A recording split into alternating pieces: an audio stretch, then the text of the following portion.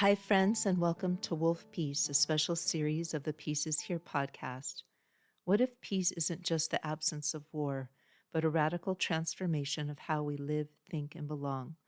I'm Avis Kalfsbeek, host of Peace is Here, and in the special series, Wolff Peace, I take a journey through Robert Paul Wolff's political philosophy anthology, Political Man and Social Man, with one core question in mind: what kind of society could sustain true peace?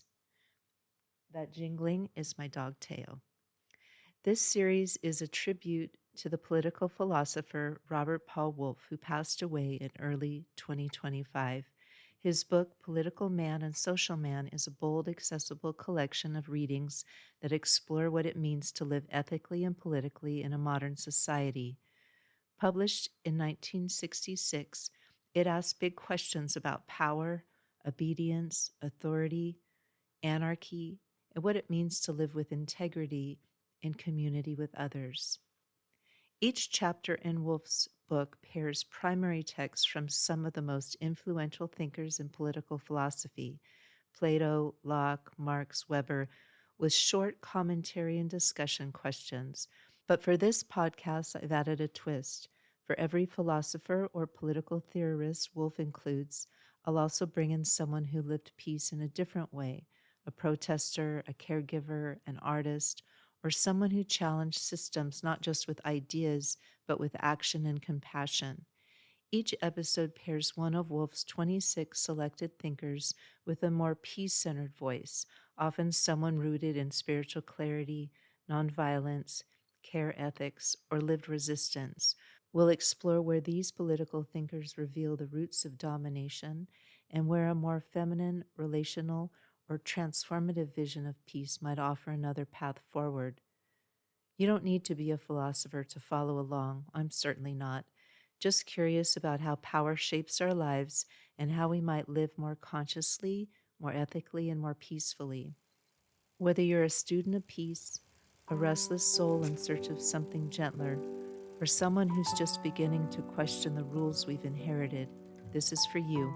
So let's begin. The Thinker, Richard Hooker. We start with Richard Hooker, a 16th century Anglican theologian and legal philosopher. His work, Of the Laws of Ecclesiastical Polity, laid the groundwork for a theory of political obligation rooted not in divine command or sheer power, but in reason and community consensus. Hooker believed that peace and political order arise from shared understanding.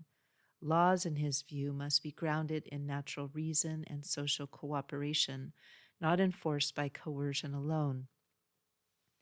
He wrote, "The lawful power of making laws to command whole politic societies of men belongeth so properly unto the same entire societies, that for any prince or potentate of what kind soever upon earth to exercise the same were to overpress them."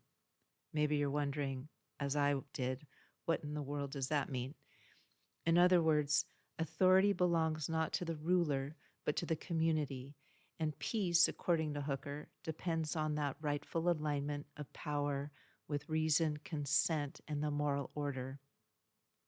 The peace pairing, Dorothy Day. So who can we pair with Richard Hooker? Let me introduce Dorothy Day, a co-founder of the Catholic Worker Movement. Day lived from 1897 to 1980 and was a journalist, pacifist, and spiritual revolutionary. She didn't write treatises about law, but she lived a politics of peace, running houses of hospitality, feeding the hungry, and challenging both church and state to serve the poor. She once wrote, "We have all known the long loneliness, and we have learned that the only solution is love, and that love comes with community." Like Hooker, Day believed in a peace rooted in shared moral responsibility, but while Hooker worked within legal and theological frameworks, Day's laboratory was the street, the picket line, the soup kitchen, the jail cell.